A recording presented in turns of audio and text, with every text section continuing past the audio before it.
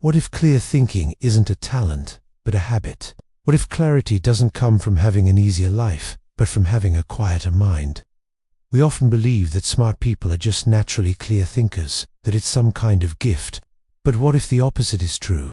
What if clarity is something you build, something you practice, just like any other skill? If this idea resonates with you, you're in the right place. Let's start with a fundamental question. Why can't you think clearly? It's probably not because you lack intelligence. It's because your mind is crowded. Think about it. It's filled with too many tasks on your to-do list, too many unresolved emotions bubbling under the surface, and way too many imagined problems that might never even happen. On top of that, we're drowning in information from our phones, from the news, from everywhere. Clarity doesn't come from adding more information or more strategies to this chaos. It comes from removing what's already there. So, take a moment right now and ask yourself, what's in my mind today that truly does matter? A mind simply cannot think clearly when it is overloaded. Here's another way to look at it. Your mind is not a trash bin, it's a vessel. Imagine a beautiful, clean vase. What you choose to put inside it determines its entire appearance. If you fill it with dirty water and garbage, that's what it becomes. But if you fill it with fresh, clear water, it enhances its beauty. Your mind works the same way. What you allow in the content you consume, the conversations you have, the thoughts you entertain directly shapes how you think, how you feel, and how you make decisions. Your mind is a sacred space, not a dumping ground for the world's noise and negativity. This brings us to the core principle. Clarity begins with subtraction. Most people, when they want to think better, try to add more. They read more books, listen to more podcasts, seek more advice. They're trying to pour more water into a cup that's already overflowing. But real, lasting clarity grows by taking things away. It's a process of intentional removal. Start by removing overstimulation. Turn off the notifications. Unsubscribe from the noise. Then, remove comparison. Your journey is yours alone. Looking at others just clouds your own path. Remove the imagined fears that your mind creates to protect you, but end up paralyzing you. Remove the sense of urgency that isn't real, the feeling that everything must be done right now. And critically, remove people from your life who drain your energy and leave you feeling depleted. A room becomes peaceful and usable when you remove the clutter.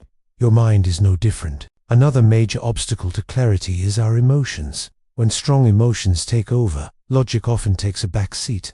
Think about it from your own experience. Anxiety exaggerates problems, making them seem insurmountable.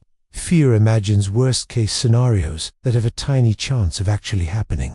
Anger distorts reality, making you see insults where there are none. Guilt rewrites the past, trapping you in a loop of regret.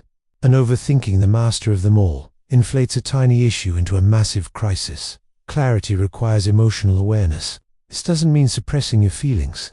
It means acknowledging them. The moment you can step back and ask, what emotion is shaping my thinking right now? Is the moment you start to reclaim your power.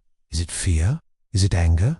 Just naming the emotion can loosen its grip, and a sense of clarity often returns almost immediately. And when clarity does arrive, it doesn't shout. It's not a loud, dramatic breakthrough. Clarity arrives when the inner noise finally quiets down. It's that subtle, peaceful feeling when the mental chatter subsides and you can suddenly see the next right step. It's a whisper, not a scream. It's the calm after the storm. If that idea of inner quietness softens something inside you, then you're already on the path. So, how do we cultivate this state more often? By building habits that create a clear mind. First, slow your pace. Rushing scatters thought and leads to mistakes. Deliberately move, speak, and act more slowly. Second, write things down. Your mind isn't meant to be a storage unit. Get the thoughts, the worries, the to-do lists out of your head and onto a page.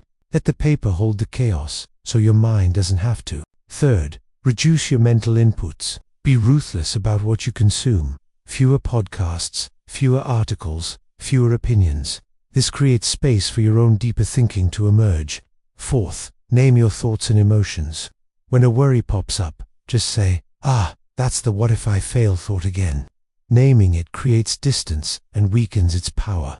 Fifth, return to your breath. When you feel overwhelmed, just take a few slow, deep breaths. A calm body helps create a calm mind.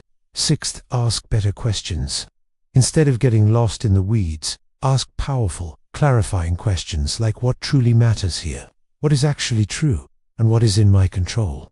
And finally, protect your mental space. Treat your mind as something sacred. Be selective about who and what you give your attention to. Ultimately, clarity is a daily practice. It's not a one-time fix or a stroke of luck. It's the result of consistent, repeated actions. It's the repetition of writing things down, of letting go of grudges, of choosing to slow down when the world wants you to speed up. It's choosing a few moments of silence over constant noise. When you do these things long enough, clarity stops being something you have to chase.